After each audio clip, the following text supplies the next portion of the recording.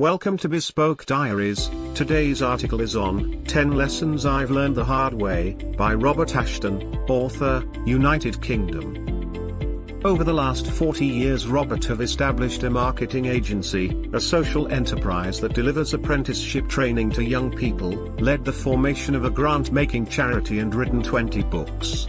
But looking back now that he is retired, he can see that had he acted differently he could have achieved much more. Don't get him wrong, he doesn't regret the life he has led and have enjoyed the rich and varied experiences it has delivered. Here are 10 things he would tell his younger self that he believes would have helped him enjoy even greater success. 1. Accept who you are and don't blame others. Robert did not have a particularly happy childhood and spent years blaming his parents for his shyness and low self-esteem. They both died when he was in my mid-20s, which made it easier to accuse them of giving him what he saw as his shortcomings. He was angry, and turned that anger on himself. He was sabotaging his own chances of success. Psychotherapy helped him see that he was the master of his own destiny. He would tell his younger self to do this now, and not wait 15 years as he did. 2. Qualifications matter. School did not work for him, and only later, when he joined Mensa, did he realizes why. He went to agricultural college and left with a diploma, and for decades was scornful of qualifications. He told himself that experience and track record were more important, but there is no doubt that qualifications, particularly professional ones, would have opened doors that remained closed to him. He finally went to university at the age of 64 and now have a creative writing MA. Don't be a complete outsider. Much of his success has resulted from the objectivity he had gained by choosing to remain an outsider. Belonging to anything means compromise at best, blind acceptance of the status quo at worst. Religion is perhaps a good example, but as he realized in his late 50s, philosophies have evolved over millennia, and joining a group of like-minded, tolerant people can give you strength. Becoming a Quaker helped him understand himself and, more importantly, helped others understand why he was different. 4.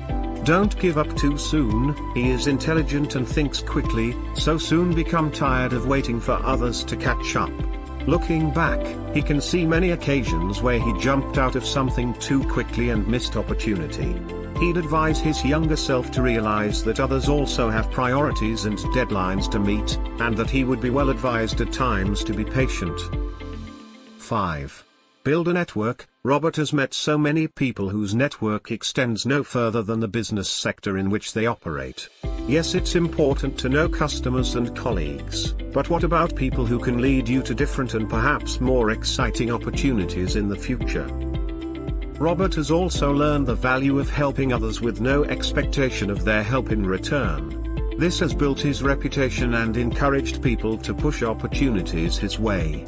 They now have social media, which did not exist when he was a young man. It could have made all the difference. 6. Understand your goals. For decades people would say of him, "I know Robert," but have no idea what he actually does.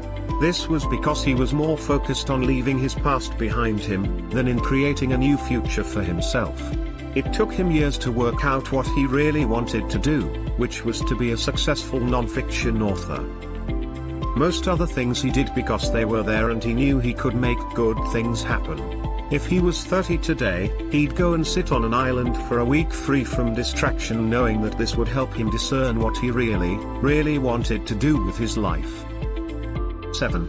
Recognize and celebrate each success. A good example of this is that he is learning to play the piano. Each piece his teacher gives him to learn is a little harder than the one before, but he never celebrates the moment when each becomes fluent. He simply moves on to the next one.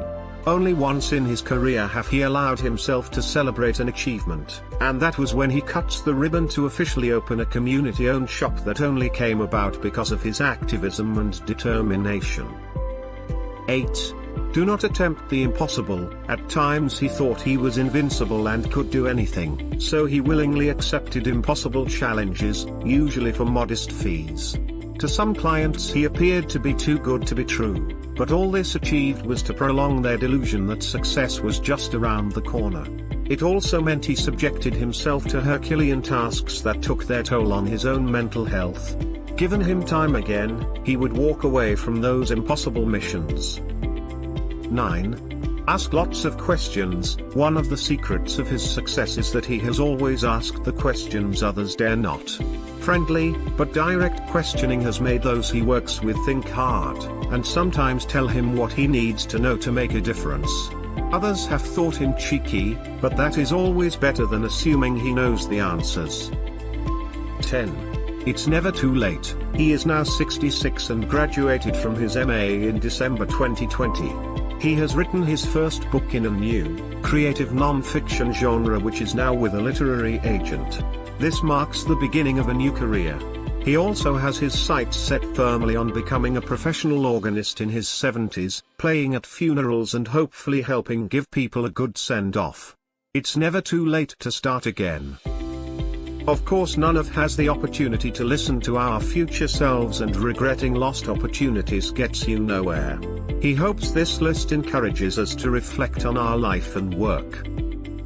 Thank you for your time. Don't forget to like, subscribe and share. Do leave your thoughts in the comments section below.